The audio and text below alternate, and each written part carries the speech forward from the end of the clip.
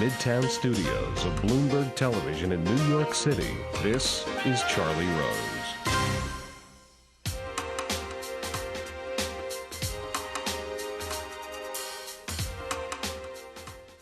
Robert Duvall is one of America's most admired actors. His career started after college and a stint in the Army when he came to New York and enrolled in the Neighborhood Playhouse. In stage productions, Duvall gained a reputation as an up-and-coming, and he was soon cast in his first film, To Kill a Mockingbird. He has worked steadily ever since. His memorable performances are in films like The Godfather, Apocalypse Now, The Great Santini, and Tender Mercies. His most recent film, A Family Thing, is a project very close to him. Not only does he star in it with James Earl Jones, but he came up with the film's idea, and he produced it, and we're pleased to have him here this evening. Welcome. Thank you, sir. Great to have you. Was your father a military man? Yeah, he was. Admiral? Well, he was a retired rear admiral. His active rank, he was a captain, yeah. He went to the Naval Academy when he was 16. Yeah. And graduated in 1924. He was off the farm from Northern Virginia. So you lived in a lot of places, I bet. Yeah, we did. We moved around. Yeah. We were pretty transient. You ended up in Principia College? Yeah, in Southern Illinois. Small college that had a terrific little drama department. Just wonderful. Is that what got you bitten by the acting bug? Yeah, well, my parents kind of pushed me into it. They said, mother, you're not going to be a mathematician, or well, you're not going to be a nuclear physicist. Maybe acting right. is good. It was kind of, I took physics for 8 days. It was kind of an expedient thing to get me through school at the end of the Korean War, to kind of like gracefully get me through school academically, and then I began to really like it. You know, but they were the ones that What did you like about it? I just kind of liked something that I suddenly could kind of do well, and I started getting a few A's in school. And the first production was the story of Two Pair Rose by Bill Snyder, a wonderful young writer from, he since teaches in southwestern Tennessee. It was a full-length mime play, the story of Two Pair Rose, where I played a Harlequin clown. It was wonderful. And the man who choreographed it and directed it, Frank Parker at Principia College, he had been a dancer with Pavlova. And it was, and then the Pomeranz, who ran the Gateway Summer Theater in Bellport, Long Island. Yeah. They went to that school. It was just a small group of people, but it was Bobby Morse had gone there, and Ricky Morse. It's wonderful. So it was a wonderful little department. Speaking of the Gateway, which is still there in Bellport, you did a view from the bridge there. Yeah, first when I first met Ulu Grossbart, and we later did it off Broadway for on a commercial in a commercial run. What made you a star? What movie made you a star? I don't know. I think it was a gradual thing, maybe. Yeah. I'm not sure. I think that I had a nice career of various jobs, theater and movies, television, and on this track I had just the Horton Foote projects. Yeah. Starting with To Kill a Mockingbird, Tomorrow, The Chase, Tender Mercies, Convicts. Yeah. And Horton's a wonderful writer. Had I never had another career, that would have been a wonderful career. But then I had this career, and I think what made it was a catalyst to put us all into what you might call somewhat of stardom was The Godfather. Yeah. That was, although I'd done stuff before, that would kind of propel guys. Their careers went to a more obvious way than mine did. I've always been kind of a late bloomer. Now I'm kind of reaping the benefits of those earlier years more, because it seemed to be more parts are coming my way now, more than ever. Because why is that? I don't know. Just maybe it's my time. It's my time. It's better to come later than earlier, probably. Yeah, earlier I had a good career too, but it doesn't seem to diminish as I get older, and it doesn't like. I feel more confident, and I always try to be diverse, always have been. And I always told Sanford Meisner when I worked with him at the Neighborhood Playhouse that I always would try to think of myself in the potential, always in the potential state. So until I wrap it up, I always look for new things, and fortunately a lot of different things come my way, diverse things. Does a time come when you're on that track, when you're in the Playhouse, when you're at Sanford Meisner, and a lot of people were there? Eichmann was there? Well, no, they were different. I actually met them. They weren't they were at the Pasadena Playhouse. I knew Gene in New York. We would look for jobs together, and he said, this guy's going to come with a shock of black hair and sleep on my floor. It was Dustin Hoffman. But we all met in New York. But actually, you didn't study together? No, not so much. We went over with Lonnie Chapman for a while. Dusty and I did. But I started out with Sanford Meisner, which was like fear and trembling. It's like ah. But is that where you learned to act? Well, it helped. I think I did summer theater before that. I learned certain things from Sanford. I think certain things. Character acting. I don't think that can be taught. Which was stressed over that, which was good, that improvisation, the moment-to-moment work, which I think is so important within the form even. And I think people that left and graduated from Sanford Meisner, some of them lose that. But basically what he taught and others do too, I'm sure, was within the form of any given text. There's always that ability to improvise within the form and let it go a different way each night, or on stage or in film. You know, take 2, take 3, you can go a different way, and feel free and relaxed enough to let it go a different way, a spontaneous way within the form. Francis. Coppola. Working with Francis, yeah. Good. It was great. It was good? Yeah. See, when I first worked with Francis, it was in the Rain People. Yeah. Because I think Rip Torn had been in that, and something happened. They parted ways, and I came in with Jimmy Caan, who it was great to work with. And after that, we all tried out for The Godfather. And he was always a distant. I didn't quite get it with Francis. He was always kind of dark. And I want to write a book someday called The Russians Are Great, because all directors come out of the Russia saying how great it is. But Francis would come out forlorn looking. He was always searching, which, you know. And so when we did Godfather 1, he still felt like a stranger to me, but I gained a lot of respect for him, a lot of respect, because there was a standby, understudy director following him around on the set in case they had to fire him. He would take over. And the first AD was this understudy director's best friend. So he really had to work under the gun with the powers that be in Hollywood, Coppola. And I gained a lot of respect for him. Bob Evans at that time. Yeah, a lot of people take credit, but that film could have been made in Disney. It could have been made in that studio down in Wilmington, North Carolina. Any place, as long as Francis was directing. It was his film. I don't care what anybody says. Do you think it's an American classic? Yeah, I do. Those first two. That's really fine filmmaking. Wonderful film. What made it that? The acting, the story? I don't know. It's just kind of the idea in the middle that this was a story about America and this was a story about larger than just gangsters. Yeah, I think it was a bit romanticized. Somebody said when they read the book, they turned the last page to look for an application to join the mob. You know, it's a little, but still, it's wonderful filmmaking, and I just think it was a mixture of things. At one point, Jimmy Caan said to Francis, what do you mean? You take all the credit. You don't think we had something to do with it? You know, it's pretty outspoken. But I think that during the making of Godfather 1, you know, from our point of view, maybe eternity-wise, it doesn't mean that much, but I felt we were in something very special that was going to do well. And be Pacino important. was a big risk for him. Big what? A risk for Francis. Well, yeah, they put him in the gang who couldn't shoot straight. Yeah. And then they got him back, and it was a whole thing, and it was kind of, but, you know, he was, I can't think of anybody who could play that part better, except if Travolta was now, then, the last thing he did, he can play that well. Yeah, this thing, I saw this where he plays a bad guy. Yeah, the thing Get Shorty. Yeah, terrific. Oh, Get Shorty was great. Man. Yeah, it was something else he's done He since. should have won the Get Oscar. Shorty. He should have won the Oscar. He wasn't even up. Yeah. But you think he should have won? Best actor should have been in 1996. Certainly right up there. I mean, well, why didn't he get nominated? Who knows? Who knows? The politics of Hollywood. Why did the other guy, the guy that did Othello, Lawrence Fishburne, was excellent. Didn't get nominated either. Yeah. But anyway, I mean, that's whatever. Why didn't you do Godfather 3? Well, they said a lot of things about that, but it boiled down to the fact that let's everybody admit they were doing it for money. Why wait 20 years to do Godfather? Francis said, well, he was doing it for money. I said, I don't mind taking half of what Pacino gets or whatever. Don't offer me like a fourth of what he gets or what others get. You know, let's be equal about this. And they wouldn't, so I said, I pass. He came to my farm in Virginia, parked his car, came in, I sat him down in the kitchen. He always wanted my mother's Maryland crab cake recipe. I said, I'm going to cook it for you. And I cooked it. He wanted the recipe. We talked a little about the When he left, he forgot the recipe. He called me up several times, more concerned that he forgot the crab cake recipe than would I be in Godfather 3. I said something. And then when I was in Godfather, he said, well, I made the recipe. I didn't have your recipe, but I made it, and it was as good as yours. I said, no, it wasn't. But I'll give it to him someday. And then Apocalypse Now came later. Well, that was after Godfather 2, but it was before. Yeah, exactly. I worked on that for like 6 weeks and then came back 6 months later to finish the first half. I mean, it was really, because Brando came in, the typhoons came. But that was interesting, working in the Philippines. That was quite interesting. Your relationship with Francis is good? I guess. You know, I haven't seen him in a while. You know, I mean, why not? I mean, we could work together again. Why isn't he making films?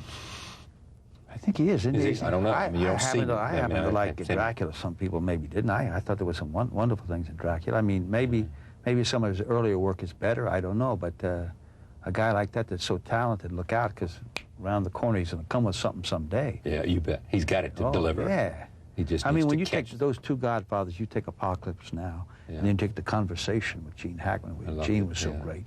Well, you know, those are wonderful films. That's about as good as it gets in some areas.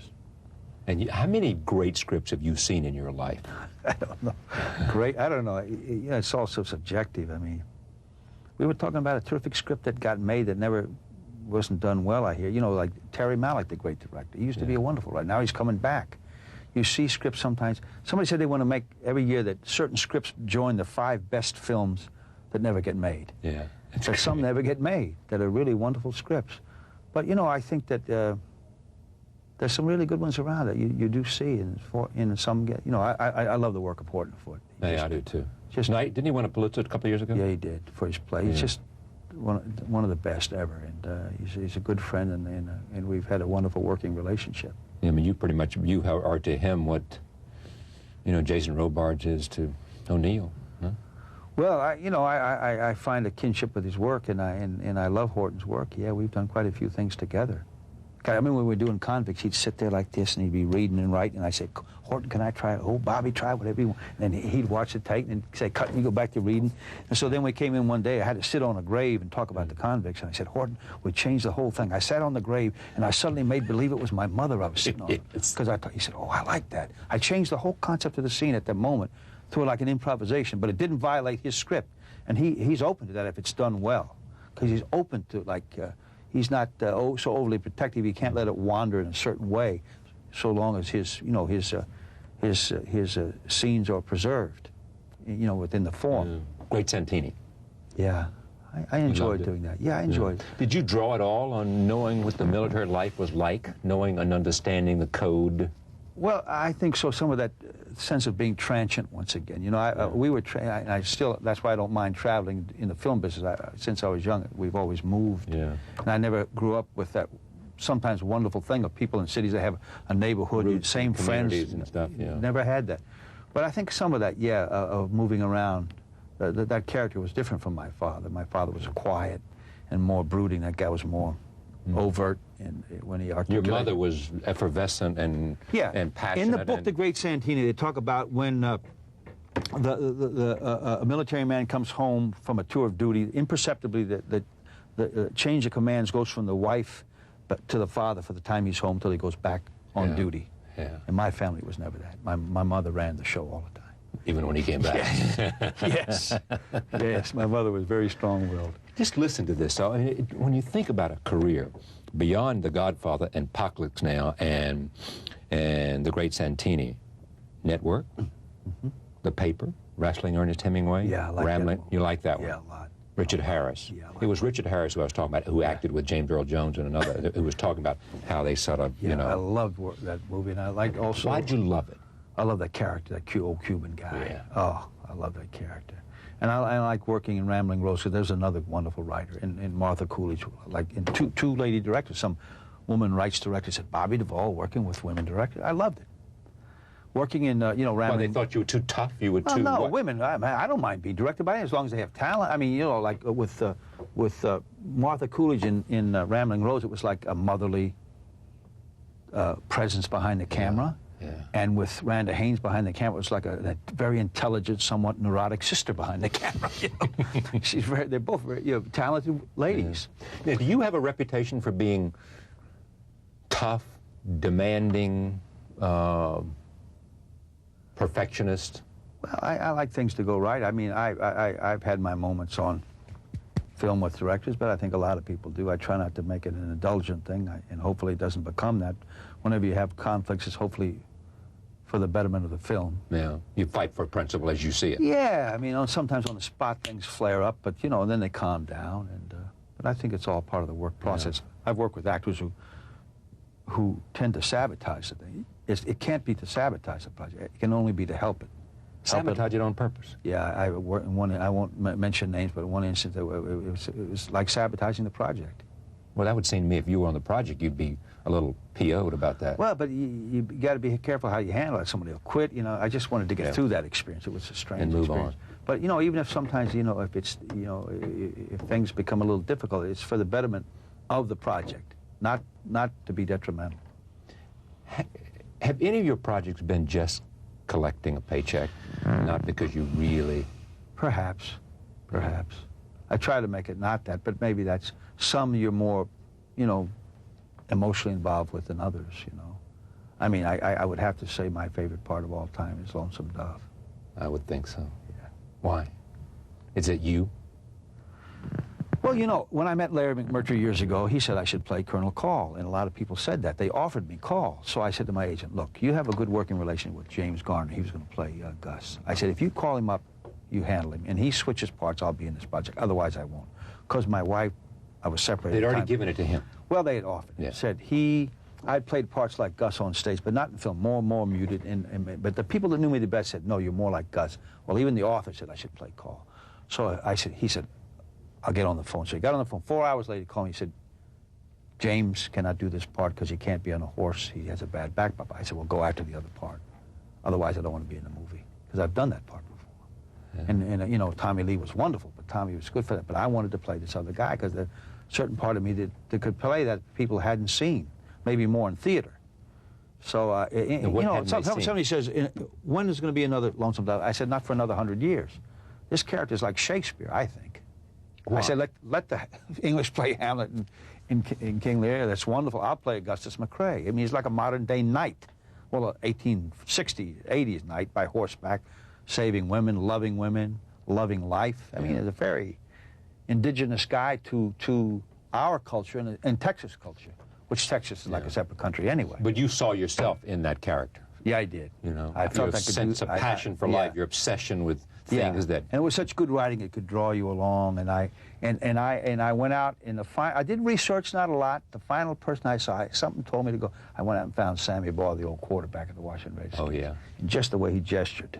Right. I remember Sammy Baugh. Yeah, to this day, I don't think he knows who I was. We went out and saw him. He was 70 years old. Gestured. Just the way he gestured, and he threw a pass, and somehow I got these gestures from this guy. We said goodbye to him, shook hands, and I still don't think he knew who we were, really. It was way out in the middle of nowhere in Texas. But he was 70 years old. He was like a Texas Ranger.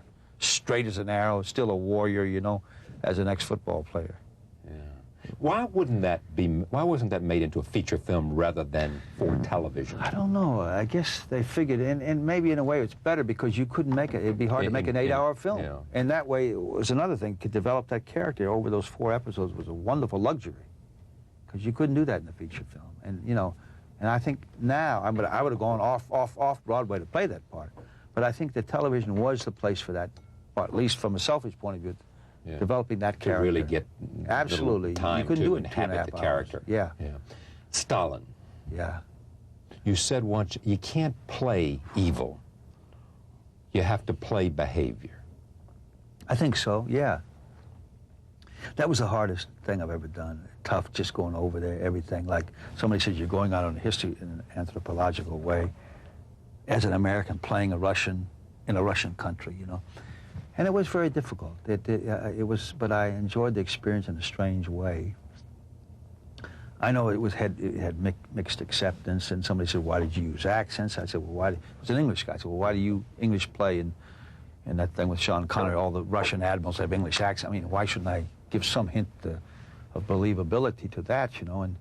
And I know some people liked it, some didn't like it. But like I was told, and I didn't know he was still living, the senior Mikhailkov, Nikita Mikhailkov's father was like 6'8". He was Stalin's personal poet. Yeah. He's about 88 years old now. And he told Ivan Pasha that he said that I touched the soul of Stalin. So I'm going to believe them rather than the Washington Post or some of these periodicals who really don't know anything about acting, or, you know, I'm going to believe that more than I am the negative. Yeah. I'd be in trouble if the reverse were true. He said I was terrible, and these certain other people in these periodicals said. The critics loved it, and people who knew Stalin said you didn't get it, then you feel worse. Exactly. And if this guy said that was like a very touching thing. Do you know what he meant when he said that? Do you know what it was about your performance I don't know. that somehow for them said that's Stalin? I don't know. I just know that it's tough to play in those miniseries because a lot of time you're playing history. Yeah. There's a lot of speeches where you end up playing history. You end up playing just a kind of a verbal thing. I do feel that the final scene with my daughter, and that's as good as I've ever done, because a lot of it was half improvised. I've made up stuff, and it just went a certain way that I felt was very Russian, because there was an Armenian actor that said to me, when you play this part, I don't know what this means to this day, but yet I do know what it means. He says, remember the East. That Oriental thing. Yeah. So it meant nothing to me, yet it meant something. Somehow that meant something to me. And in that final scene, it all worked. Now, maybe other scenes didn't work as well, but I think maybe in that scene I captured something that would make Mikhailkov say that. Do you understand anything about his meanness? I mean, his evil? No, I just finished playing Eichmann. Which is... Well, my company, the Little Butcher's Run with TNT, with a wonderful company to work with. A little easier than HBO. I don't mean to get into politics here, but Turner's outfit and Billy Graham directing. Wallace Howard, wonderful actor, played Malkin. And you play Adolf Eichmann. And like the writer said, which is so right, you can't, I can't play evil. He doesn't think of himself as evil, so I can't play that. I have to play a guy that goes to work every day, drinks water, talks to an intelligent talk show host, and comes into a city from Virginia. It's the same kind of thing. As Stalin, same thing as Eichmann. From his point of view, except maybe on a certain night, he doesn't think of himself as evil. But here, what's interesting about this character is that you got all those interviews that have been published with Eichmann. You remember? And when they went in there, and there's a guy who was part of the Israeli Department of Justice who interviewed him. And interviewed him, and they got all this stuff, because I've never got any kind of guilt. Yeah. It was all not only following orders, but it was the law of the land. So therefore, he's a strange guy. Did you understand him at all? I mean, can you understand somebody who's part of the enormity of that once again, no. genocide? So a lot of people say, a lot of people in that position would have done the same. A lot wouldn't have. Look at Watergate on a much less scale. I mean, trivial by comparison. That the guys that bailed out, and the others who didn't went to jail. So there's some point maybe the consequences would be too big if they bailed out within that Nazi syndrome of government. I don't know. But from his point of view, he's not evil, and from Stalin's point of view, he's not evil. So they were just doing their duty, so to speak. Let me talk a little bit as we close about your obsessions. Horses. I know hobbies become obsessions, and you try to do them as well as you do your profession. Sometimes you can't, but you try. Harless Howard called me several years ago and said, what did you do when you were a young actor in between jobs? I said, there's three things: hobbies, hobbies, and more hobbies. Keeps you off of dope, it keeps you out of trouble, keeps you hopefully on the straight and narrow. And you try to go after a hobby with as much passion and well, that's you what do I'm getting your own. at. So horses, and you did everything with horses, and you in fact come back to it because and you also had an accident very similar to what happened to Christopher Reeve. I did. My horse flipped. Fino, I sold the horse for a lot. It was named after the best tango dancer I ever saw, Fino. And he won a big Grand Prix in Ireland and made a lot of money off him. But before that, when I used to exercise him, we went over a small series of jumps. The horse flipped, I flipped, hit on my head. Several days later, I rode in a little horse show locally, and then that night I got a massage, which I think you're not supposed to do. And for the next few weeks, it was pretty uncomfortable sleeping. But fortunately, it was not like what he went through, and I hope that he recovers as quickly as possible. Tennis, you went obsessed about tennis, and the story is that you not only did you play though, you went to tennis late. I mean, you were middle aged. I was about 35, 6. Yeah, 35, 6. And you started winning celebrity tournaments. You got I won some, and doubles. Yeah. Doubles. Yeah, Ronnie Holmberg and I beat Chuck McKinley when he was over the hill, and a guy that was 200th in the world. So Ronnie Holmberg played a lot of Ronnie tennis, was a good friend of mine, and he said, come on there, press the net, he'd coach, and we did pretty good. But I was okay. I wasn't the best in show business. I was one of the best. Who's the best, do you think? Well, Dabney, I think Coleman was. Dabney Coleman was really? Yeah, he was. I beat him in doubles, but not in single. But he played all his life. And when you play against another actor, you're going to put forward. The guy who was in 8 is Enough, the Brady. Well, no, the best of all was the kid. He beat McEnroe twice in 6 months. Vinnie Van Patten. Yeah, Van Patten. Well, that was another level. That whole family's obsessed by it. Yeah, Vinnie was, if he'd even stuck to it more, he's a wonderful. That kid could do anything. Ride horse, he could do anything. He's a wonderful athlete. Tango.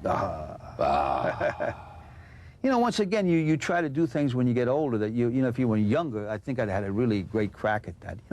At being a tango dancer? Well, club dancer, not professional. I do okay. I mean, so what is it about it though for you? Well, it's just something that I can't explain it. It's without being, I don't want to be pretentious or whatever. I like it very much. I like it only the way they do it in the clubs in Argentina, the milonga, not the professional, not the choreograph. I've written a script on it. I'm going to do it in several years. Connected to two cities, New York and Buenos Aires, with the underworld. Now you have, don't you have a tango dancer that you in the? I brought a guy up with me, great guy, Nestor Salvatore Ryan, or he's teaching.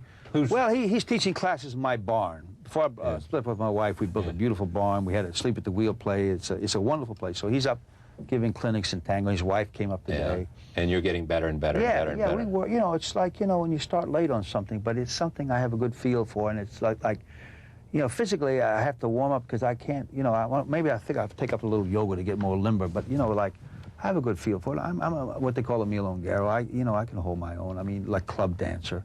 And this guy, he's a wonderful guy, so I get a little better. And then Danella Maria, also people here who teach. You know, I only hang out with Argentines to learn because it's an ethnic thing.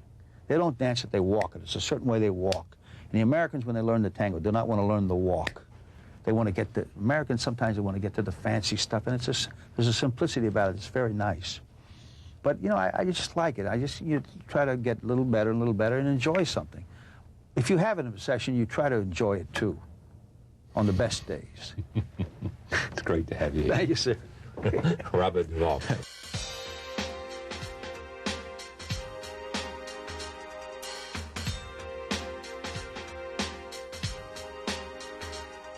Born and raised in New York City, James Caan had big dreams of leaving his family's meat business. He entered Michigan State University with hopes of playing football, but he wound up acting at Sanford Meisner's Neighborhood Playhouse. In 1972, he had some year with an Academy Award nomination for The Godfather and an Emmy nomination for Brian's Song.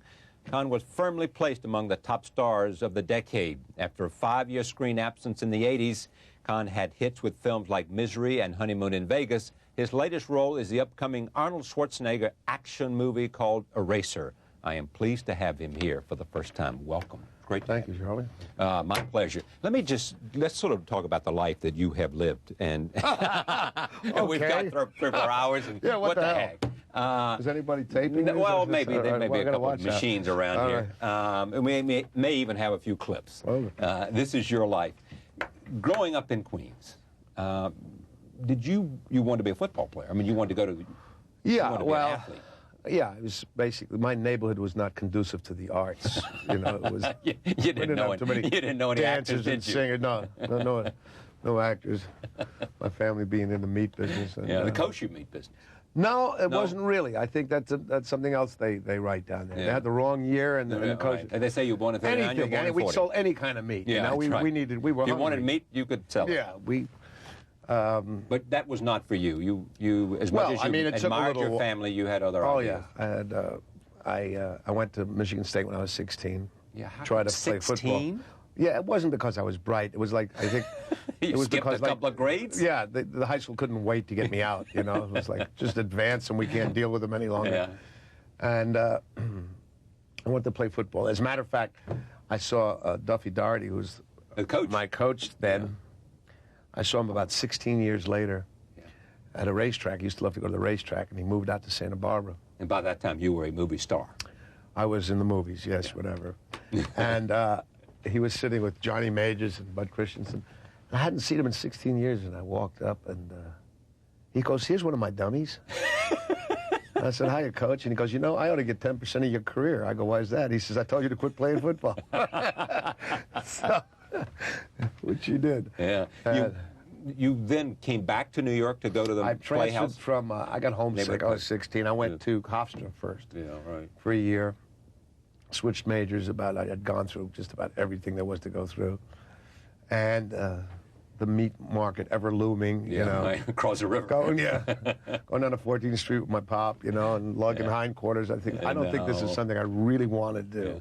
You know, at 4 or 5 in the morning, you know, to get in the freezer to get warm. You know, we'd go in the freezer to get warm. Jesus. So, this ditch effort was, and thank God my dad was understanding. Yeah. I went to the Neighborhood Playhouse. Which is about as good as you could go at that time. Yeah. I guess they let me in there. I went there 2 weeks before school started, and usually you have to go through a year, but they said, well, this guy must be nuts, and they let me enter. And who was there with you? Well, Dabney Coleman, there were, gee whiz, Chris Lloyd, Jeannie Hale, Liz Ashley. I can't remember them all, and you're probably gonna get me in trouble. Okay, you'll forget somebody that ought to be I forgot mentioned. everybody. I have this problem. You forget? Yeah. Let me go to 1972. I'm leaping ahead. Oh, good. That's a good jump. Yeah. Out of the meat market. How did you get the Godfather job? Because everybody talks about the hiring of Pacino. And I guess either Robert Evans didn't want him, Well, the whole or studio. Francis didn't want him, No, Francis or you definitely didn't want wanted him. him. Francis wanted him. No, yeah, it's a great story because it's like, it probably typifies, the movie industry. It's like failing upwards, Right. When Francis got the job, at first I was friendly with Evans. They were looking at Costa Gravis. As the to do it. director? Yeah.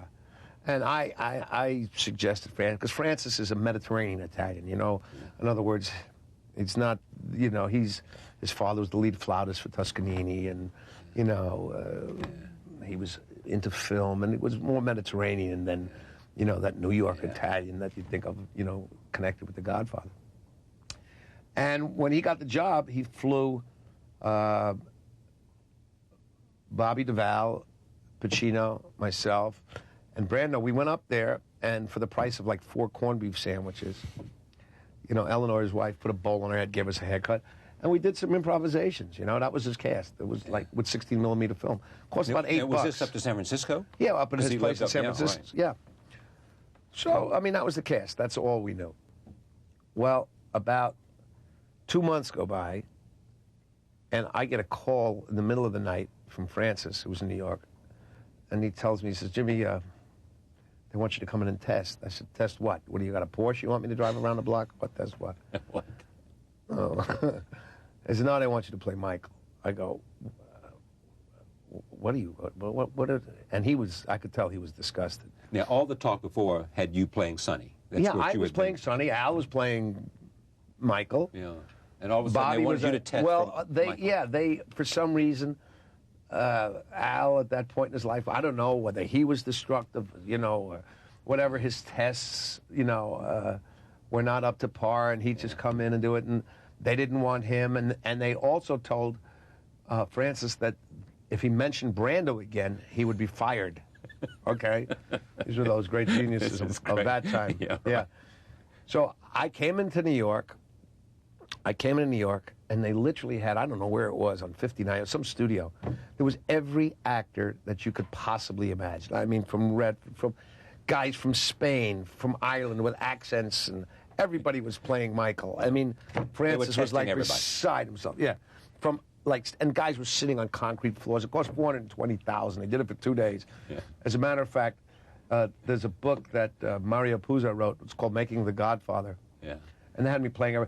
And there's one line he said in there. He said, if Khan had boobs, he'd have played Kay. Yeah.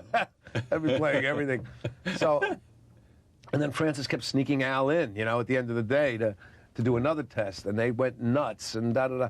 Well, the truth is that, or the upshot is, of course, after all that money spent, we wound up with the same cast that we had for the price of the And it was 4 studio corned beef executives. sandwiches. They didn't have confidence that Al could deliver, that he was Well, right I don't for know the what role. it was with Al, and it was, but Francis had this whole concept. I mean, he wanted Sonny to be more Americanized, more Americanized looking, and Al be the more, the Italian, looking of the brothers, and so I knew he had this whole concept. I knew what Francis wanted, and and they came in to ask me to test the next day. I just got on a train and left. I just left. Bobby Duvall told me on this program he knew it was going to be a great movie, that you guys knew. Well, Did you know? you know what we did know? I mean, I don't think anybody really ever knows because, I mean, you look at some of these movies that are successful and you go, my God, they're awful. You've been in some of those. Oh, you bet. Thanks, Charlie. You're a hell of a good guy. No, Thank but- you. Thank you very much. Go I've been in my share, yeah. But the truth is, what we did know is that we were having a good time. And somehow that correlates to success. It's on the screen. Having a good time, yeah. I mean, Bobby's like the best, Al was great. Brando, I don't care what anybody tells you, that, was like everybody's idol, I mean, us growing up, going to acting school. So, and Francis was at his peak. I mean, he was the best writer-director that I've ever known at that time. You know, he's since gone on to other things, but... Making wine. And then Gordy Willis. I mean, they're just all the ingredients were there, you know. Gordy Willis was a cinematographer. Yes, yeah.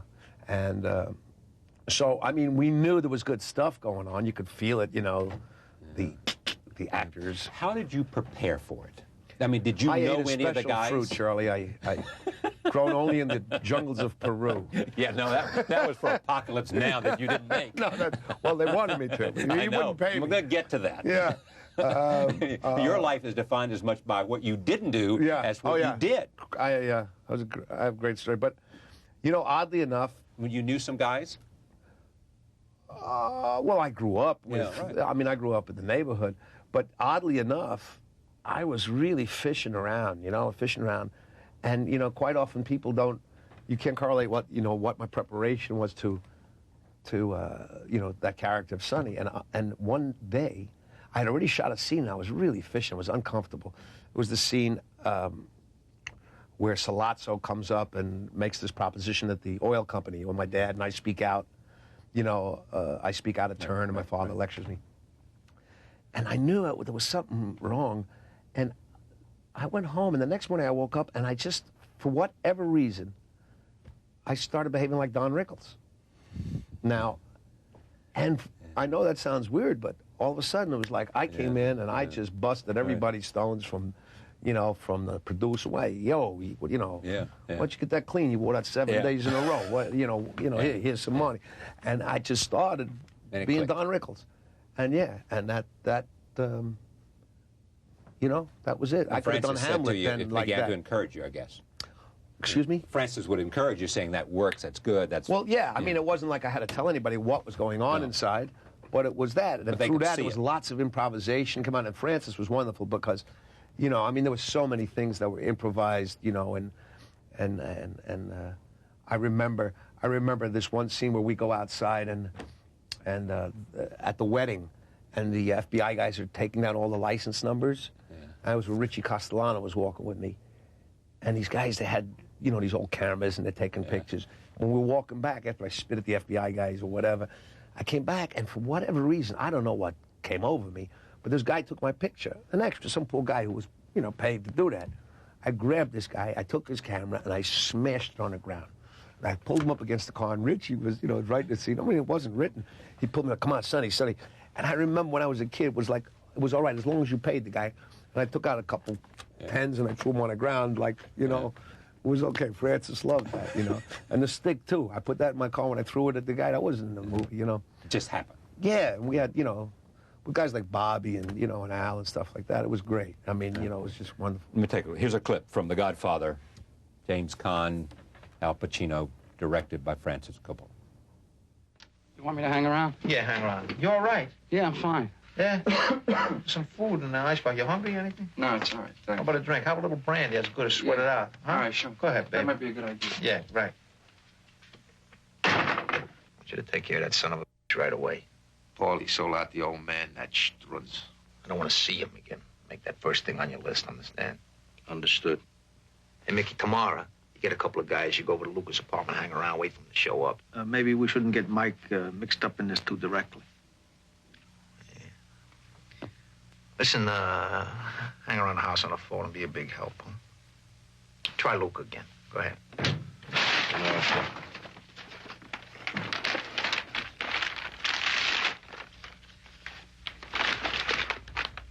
What the hell is this? That's a Sicilian message. It means Luca Brasi sleeps with the fishes. I got a great story about Luca Brasi. What? You told me as we were watching this, you haven't seen it that much. No, I One of the classic American films. Yeah. No, it was. I was very proud to be in it. Although when I first saw it, only as like actors are morons, I mean, they're children. I was all I wanted to kill Fran. How did you cut that out? And why did you cut this out? I refused to go to the party. I said, you cut me. Oh, sure. Just, it's all about me. What about me?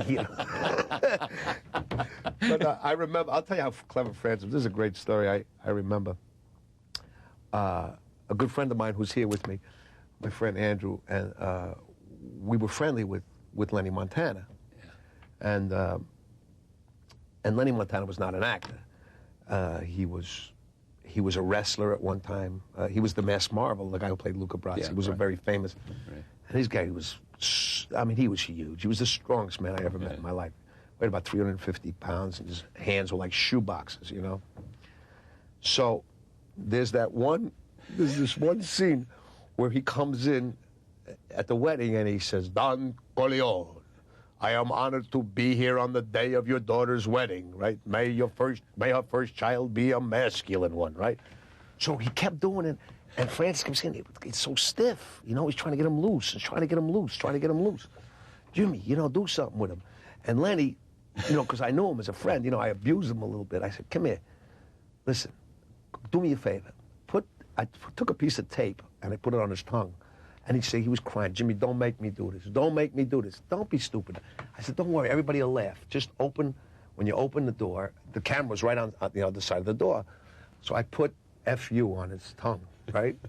So when he says, "Don Corleone," right, you would read on the tape, F-U.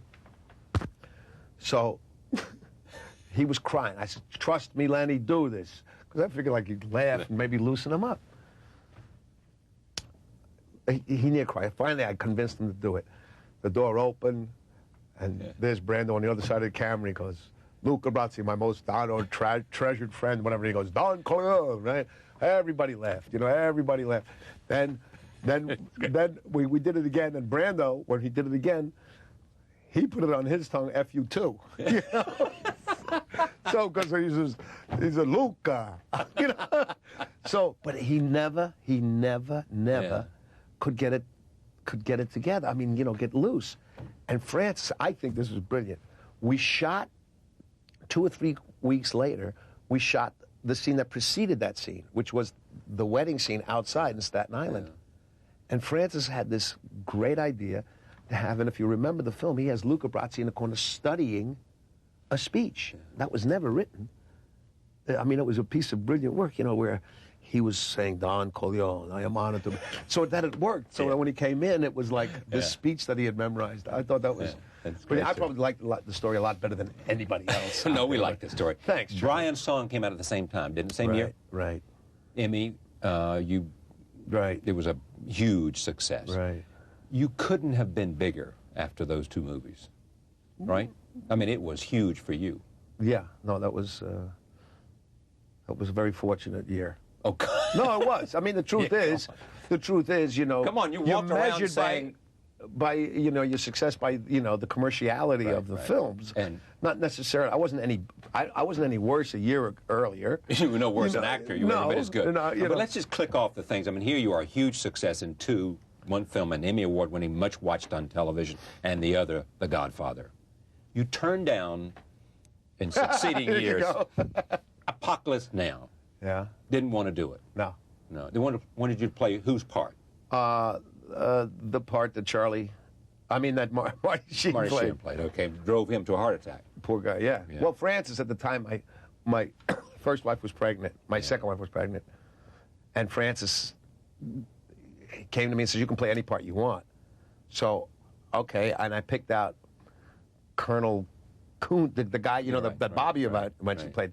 But he was playing poker with me, see? Yeah. He thought I'd pick out, like, that big part.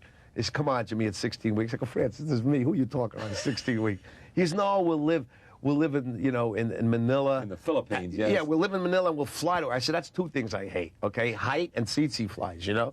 So forget it. You know, my kid is not going to be born in Manila, you know? So, I unfortunately or fortunately, whatever, turn that down. Kramer versus Kramer. Right, middle class, bourgeois horse shit, I said. Yeah. One Flew Over the Cuckoo's Nest. Turned it down. Yeah. See, I was going to go into a business at one time. You could have had a brilliant career. It was great, yeah. I was going to, like, quit this stupid stuff that I do, you know, which is a silly thing for a grown man to do anyway. And I was going to hire myself out to studio executives. And this is all I would do. If they gave me a script and I said, "This stinks," sink every dollar you got into it. It'll be a big hit. Put everything you got into it. If I like it, blow it off. Right. See, I was seriously thinking of that, and people were going to pay a lot of money for that Didn't advice. you have good advice? Didn't somebody come along No, and an say, actor has no Jimmy, advice this other is than going to their be own. great? Yeah, people try, But you know, you're but you not don't listening. listen. No, because it's all about me. And how bad did it get between what happened to you after The Godfather and turning down those films and the comeback, the big comeback with Misery? There was quite a few years after that. I mean, Yeah. I wrote a pretty nice crest for a while because I did a bunch of films after that. I did Gambler, Thief, Cinderella, Liberty, and, Funny Lady, and a lot of Things films that you I liked and liked, proud of. and I was proud of. Then, there was a personal tragedy. I lost my sister at a point, and She had leukemia, did she? yeah, she had leukemia, and she was like my best friend, and I got involved in the goddamn drug scene and all that. I mean, which for me was like absurd because where I came from, I mean, like if I had one beer, I would be gone. I never saw that stuff, but at the time that was running around, and and when I lost my sister, I just realized that you got to have passion for something, and I really didn't have any, for that, like I think my 3 least favorite words are I don't care, it's like if someone says you want to play tennis, I don't care. Well, if you don't care, don't play. Don't do it. You want to make love, I don't care. You don't care? Don't do it. The hell with you, So I just quit. I thought I had plenty of money, and I don't really regret it. I mean, there are some things I do regret, obviously, but I had a great time. I coached kids for about 5.5, 6 years. My son Scott, my oldest son Scott, who's 19 now, I coached. And an actor. And yeah, a great actor, young, very proud dad. My 5-year-old, I think Alex is going to be one too. And I have a 7-month-old too. And my daughter's 32. She's thank God not in the business. But you threw it away. I mean, you were making a lot of bad decisions. I didn't so much throw it away as I coached these kids and I had a great time. Yeah. I coached. So the time that you weren't acting, you were getting another kind of psychic income from it was great. family. I was coaching kids 10 months a year. I went from AYSO to soccer to Little League to basketball. And people talk, oh, your creative needs. I said, listen, I didn't have to wait. I'd work with one kid and change his whole life in 5 minutes. I didn't have to wait like for 6 months for them to put music and edit it and whatever. Right. It happened right there, and I had a great time. Not coming back, one day I looked and my dog's bones were showing, and I was hungry, and somebody You said it's time left to with go out all and make my some money, and I got pretty much robbed, and that was a tough time. That was a tough time. Not having the money. No. Well, coming back, like I always say, that old adage of that absence makes the heart grow fonder. That's not true. It makes them think you're dead, So I had to overcome the head thing. well, not me so much as the perception that was there. I never really hung out, but there were a lot of stories, and if half of them were true, I would have had a ball. But some of them were close enough. We're close. Yeah, and so I had to overcome that. And as a matter of fact, Francis was the first to come to my Garden of Stone. Gardens of Stone, right? Right. And again, there was a horrible tragedy on that where Francis lost his son, and Gio, who I knew since he was 3 as well. So I mean, what's making a movie? What are we curing cancer? What the hell is it? I mean, it's silly. And then Castle Rock, Rob Reiner and Andy Shine and all those guys came to Misery, and then Honeymoon in Vegas. And where are you now? I mean, the new film is Eraser, in terms of how you see the work you do and how you see the career and how you see, I mean, are you having a good time? Yeah, Do you feel I'm having a lot better time, Charlie, than I used to. There's a big difference between wanting to work and having to work. Yeah. I think I finally looked at my birth certificate and said, hey, stop all these non-Jewish activities, what I call, 9 shoulder operations, rodeoing, just racing boats. And hopefully, I obviously, did Eraser, because I'm not really much in favor of these huge pictures. The pictures that are big just to be big. If you strip them of their special effects and their explosions and the stunts, there's nothing but fluff left. So, you know, there's not much need for guys like Duvall or Al or, you know, Dustin, guys like that. But in this case, the story, there was a very good story. There was a story. So had you taken all that stuff away, you still had a pretty good story, and it was very well written and good characters. So I was lucky enough to, and obviously there's a commercial value when you do an Arnold Schwarzenegger picture. Because it makes a lot of money, and therefore It makes they come money, to you and therefore say, I'm a brilliant person again, you know. And yeah, you helped make the film. yeah, of course, it's all my fault. It was Caan there. He made Arnold do it. Cononegger, yeah. Cononegger, yeah. He put on the back of the sweatshirt. Yeah, right. T-shirt. And things are going really well. It's great to have you here. Well, we have a thank you. clip from this film. Arnold Schwarzenegger, and you too. You were his mentor. Right. It's about the witness protection Program, right. and Vanessa Williams is in. The Beautiful gorgeous, Vanessa. Beautiful Vanessa Williams. And He gets the girl, too. And he gets the girl. Yeah, and he insisted. He cried like a baby. I had to change the ending. You know, all right. Roll tape. Here's a clip.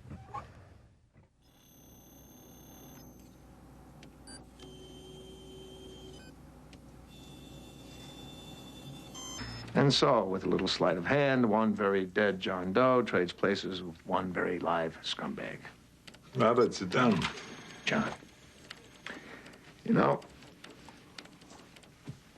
if God was as forgiving as Whitsick, hell would be one empty joint, no?